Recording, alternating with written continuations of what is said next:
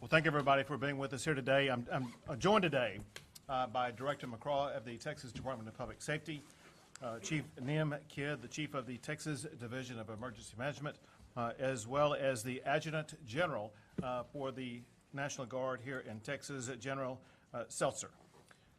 We just concluded a meeting in another region along the border where we met with more than 24 local officials who represent either cities or counties on the border. And I got to tell you, they are angry and upset about all of the catastrophes caused by the Biden open border policies, and they are urgently asking for action, obviously from the state of Texas, but they know that it's the Biden administration that caused this open border problem, and they expect the Biden administration to step up and respond and to fix the open border problem that they caused. So the Biden administration's open border policies have led to a record number of illegal immigrants crossing the border into the United States. Barack Obama's own Secretary of Homeland Security said that by any measure, having 100,000 people cross the border in 1 month would be a crisis. Now, the Department of Homeland Security is saying that with the end of the Title 42 expulsions beginning in May, the federal government is planning for up to 18,000 illegal immigrants crossing per day. That's more than 500,000 illegal immigrants crossing the border every single month from more than 150 different countries across the globe. That's far beyond what Homeland Security Secretary Johnson said was a crisis. It is unprecedented and it's dangerous. We have potentially more people who will be crossing our border illegally by the end of this year than live in Los Angeles, America's second largest city. With the Biden administration ending Title 42 expulsions in May, Texas will be taking its own unprecedented actions this month to do what no state in America has ever done in the history of this country to better secure our state as well as our nation. Some of what we will be doing will be announced here today. Other parts of what we will be doing will be announced next week. Today, to put all of this in context, it was just March of last year that we began Operation Lone Star to respond to the disaster that existed at that particular moment in time. To respond to that with the help and support of the Texas legislature, I deployed 10,000 National Guard and DPS troopers to the southern border. They have apprehended more than 200,000 migrants so far. They've arrested more than 11,000, including cartel members, drug smugglers, and cop killers. And of course, they have seized more fentanyl that is enough to kill every man, woman, and child in Texas. And Texas, unlike any state in the history of our country, we have already begun to build our own border wall, securing our state and securing our country. But with the ending of Title 42 expulsions, more must be done. Today, I'm announcing a series of new strategies that will be added on to Operation Lone Star to curtail the flow of drug cartel smuggling and migrants and drugs. The first involves inspections. A zero-tolerance policy for unsafe vehicles for smuggling migrants across the border is being implemented immediately. Cartels use vehicles, many of them dangerous commercial trucks, to smuggle immigrants, deadly fentanyl, and other illegal cargo into Texas and onto our roadways. Effective immediately, the Texas Department of Public Safety will conduct enhanced safety inspections of vehicles as they cross the international points of entry into Texas. Now, I know in advance this is going to dramatically slow traffic from Mexico into Texas. It is a byproduct of cartels crossing the border from Mexico into Texas. And at this time, I'm going to sign my directive to Colonel McCraw, the Director of the Texas Department of Public Safety.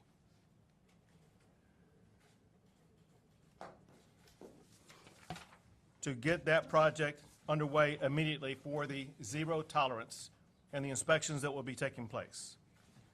Second, to help local officials whose communities are being overwhelmed by hordes of illegal immigrants who are being dropped off by the Biden administration. Texas is providing charter buses to send these illegal immigrants who have been dropped off by the Biden administration to Washington, D.C. We are sending them to the United States Capitol, where the Biden administration will be able to more immediately address the needs of the people that they are allowing to come across our border. To get that going, I'm going to send a letter to Chief Nim Kidd with the Texas Division of Emergency Management, who will be in charge of this operation.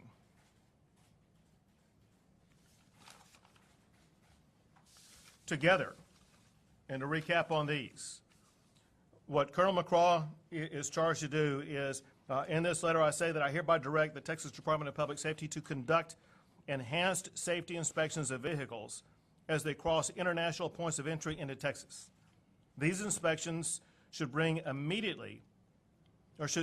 to immediately help ensure that Texans are not endangered by unsafe vehicles and their unsafe drivers. And in the letter that I provided to Chief Nim Kidd concerning the transportation by bus of migrants to Washington, D.C., I say, I hereby direct the Texas Division of Emergency Management to begin coordinating the transportation of illegal aliens to Washington, D.C. Now, those two strategies are, in addition to announcing the following actions to further deter illegal immigrants, including deploying boat blockades at appropriate regions in the Rio Grande River, deploying razor wire at low water crossings and high traffic areas, creating container blockades to drive people away from low water crossings. And additionally, the National Guard will begin its first phase of mass migration rehearsals tomorrow to begin the preparation for what we are anticipating to be a potential mass influx of people coming across the border. All troopers and specially trained National Guard will be equipped with riot gear in case of potential caravan violence, like what we have all seen occur in Mexico as the caravans were making their way toward the United States. And then on top of that, the border region is going to be lit during night in prominent smuggling areas to make it far easier to detect any activity that is taking place. Now, as I said before, this is stage one of a two-part process, at least two-part process. There will be more announcements that will come next week. Over the course between today and next week, Texas will continue to evaluate the threats that are posed by the Biden administration's open border policies and announce additional actions next week to respond to these unprecedented illegal border crossings. At this time, I will turn it over to Director Steve McCraw of the Texas Department of Public Safety. Well, thank you, Governor. Well, Governor, we're going to be in operations at your direction at 4 p.m. today. Excellent. We've got 28 roadway locations that cross into Texas, and we're prepared to launch operations in each of those locations. Thank you. Right, sir. Commercial vehicles, trucking industry is vital to our economy. It's vital to our way of life. And the majority of operators and owners comply with regulations that relates to safety regulations. That's vitally important because of their impact on Texas roadways and impact on Texas lives. The cartels could care less about that. They don't care about lives. They don't care about how many people they poison. They don't care how many people they kill. They care not. And they're not afraid of violating, and they have and will continue to do so, motor vehicle carrier laws, commercial vehicle enforcement laws. And we've seen it most recently, and in fact, it's been increasing, Governor, the amount of smuggling that we've seen, the use of commercial vehicles that have come over, 62 people crammed into a tanker, or another 82 into a truck along those lines. And obviously, the vehicles are unsafe themselves, but they're even more unsafe because they're carrying people at the time. And the cartels have made it very clear to these drivers, you don't give up to the police. You immediately try to flee from the police. You get these things called bailouts, where the driver leaves and the vehicle continues on. and it risks the lives of not only the people that are on board, but also the community. And these continue to happen. Now, in Texas, we have over 285,000 registered commercial vehicles. And Customs and Border Protection reports that they receive across those 28 roadways we talked about, 4.8 million commercial vehicles a year that enter Texas. That's an important point to note because as we've been informed by our DHS counterparts, they're projecting that these numbers are going to vastly increase. That of course, as a result of that, the elimination of Title 42, they're expecting numbers that are so high that they've, and we're already at the record high for Texas history right now in terms of apprehensions.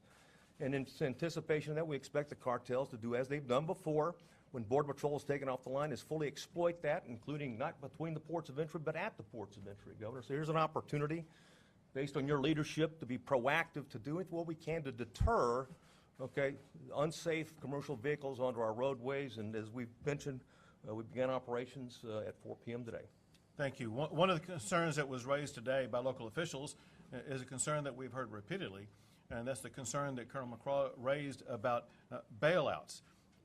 This will address those bailouts, so it will not completely solve them, but it should go to reduce the number of bailouts that we are experiencing here in the Lone Star State. Next is the Adjutant General, General Selzer. Thank you, Governor. As you've alluded to, due to the impending elimination of Title 42, the Texas Military Department, in collaboration with our partners at DPS, will be conducting mass migration response rehearsals at multiple locations along the Texas southern border. These iterative rehearsals will commence tomorrow in 5 locations and continue well into May. We will practice employing maritime, engineering, and civil disturbance capabilities along varied avenues of approach to Texas. For the maritime portion of this, as the Governor said, we are employing boats with DPS and Texas Parks and Wildlife to form a blockade on the river to keep people from crossing into Texas.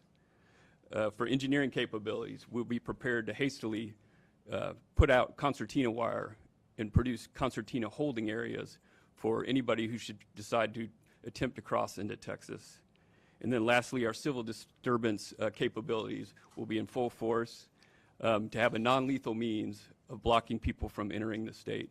So if you're a caravan organizer and you think you're going to overwhelm or overrun a port of entry, we'll be there waiting for you.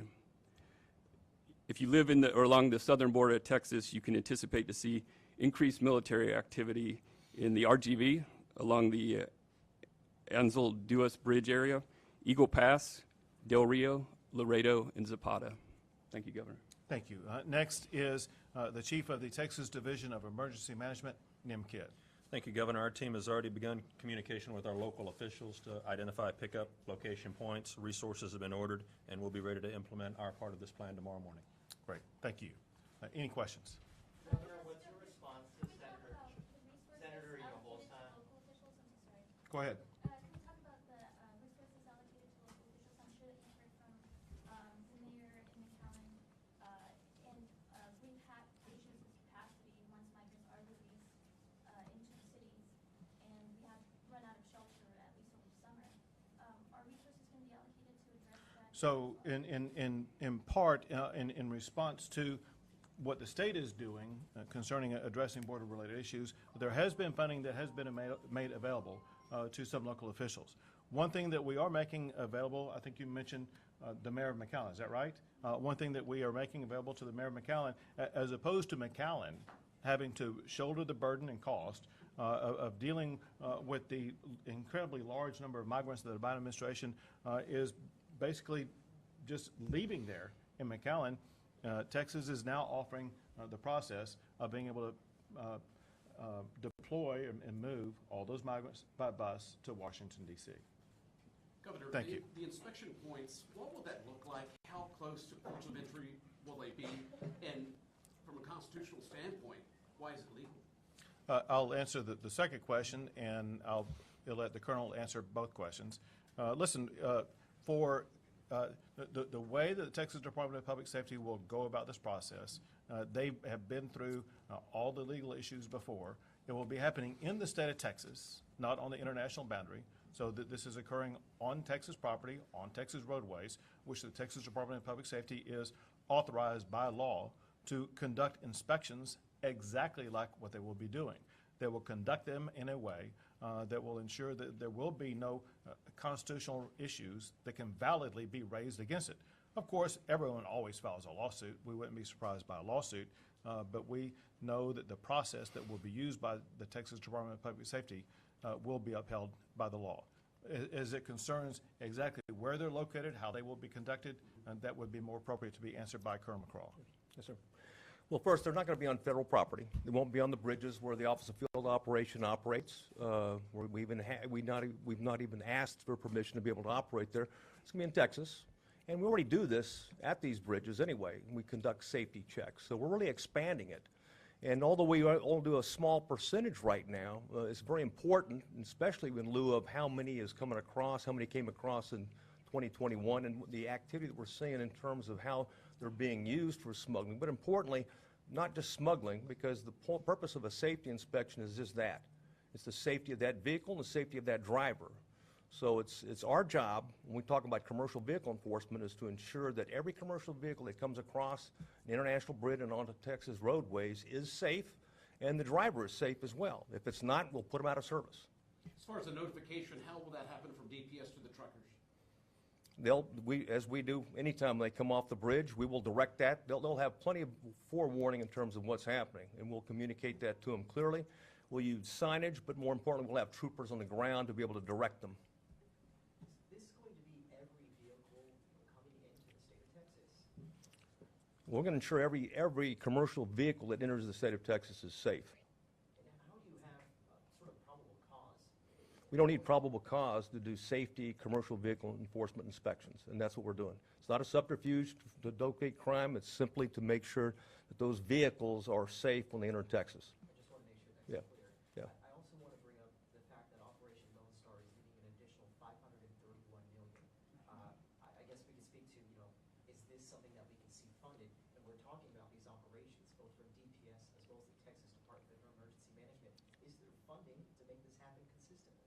To achieve what we're talking about right now requires no additional funding right now. Obviously, as you're pointing out an issue that was raised in hearings earlier this week, and that's the reality, and that is securing the border does not come cheap. Securing the border would cost Texas nothing if the federal government was doing its job, but because Joe Biden is not securing the border, the state of Texas is having to step up and spend Texas taxpayer money doing the federal government's job. Texans have the backbone and the will to secure a border, two things that Joe Biden does not have. All right, next outlet. Yep. Regarding the charter buses, how many are we talking? When is it set to begin? And again, can you clarify, you're talking about migrants who are like mass released from the federal government into Texas towns that don't have the infrastructure for it. You're going to put them on charter buses and take them to D.C.? I'm going to answer the latter part and let Chief Kidd answer the first part. Yes, so the Biden administration, as we speak, with the current numbers, even before the elimination of Title 42, they've been dumping large numbers of migrants in cities up and down the border, leaving the cities to grapple with challenges they don't have the capability of dealing with. They themselves have been putting these migrants on buses to San Antonio. So I said I got a better idea. As opposed to busing these people to San Antonio, let's continue the ride all the way to Washington, D.C. How can you do that? Hold on a second. He gets to respond to the first part of the question. Thank you. The first part of the question, the long answer is, in past disasters, we have pulled up to 900 buses for operations to do evacuations. We will use as many buses as we need to follow the governor's direction to get this done. Two more questions. Is there a place in D.C. that you all are planning to send these migrants to? Is there a designated area you guys have in this plan? The first location will be the steps of the United States Capitol. All right, last question. Governor, there was reports today that you would declare an invasion and deputize National Guard and state troopers. You didn't mention that today. Is that something that you have planned to do in order to send migrants back across the border? Well, first, I got to tell you, you got to question your sources because apparently they're not good. But secondly, what I'll tell you, largely speaking, and that is, as I pointed out earlier, there will be more announcements next week where Texas is evaluating every tool that we can possibly use to make sure that we are doing everything we can to secure the border, period. All right, thank you guys so much.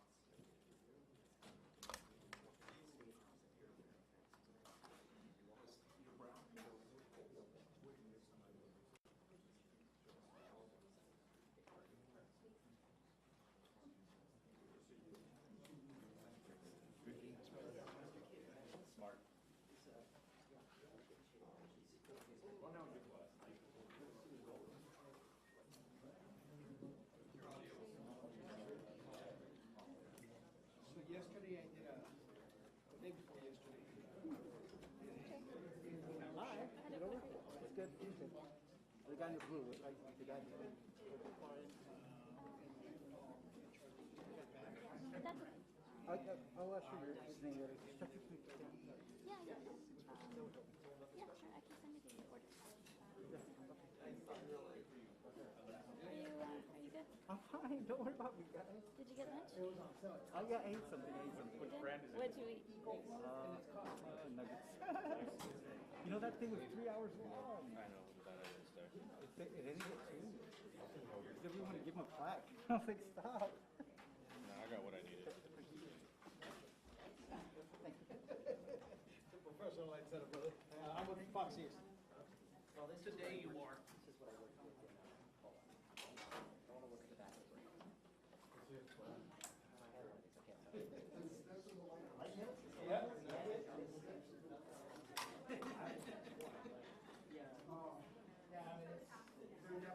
was gonna look dark, it was gonna look awful.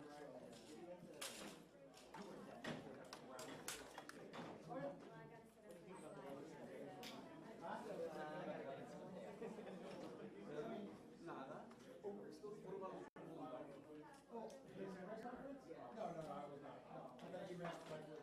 I was at the buses where they were dropping off the undocumented. No. Catching them. Yeah, no. I'm talking about that. Where you get a blank check and I have a. Oh, yeah. Not super.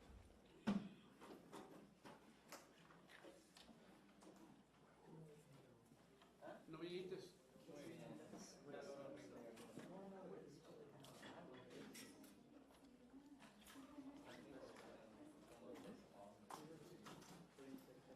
Will they hit this? I'm with Fox. I'm with Fox today. You are.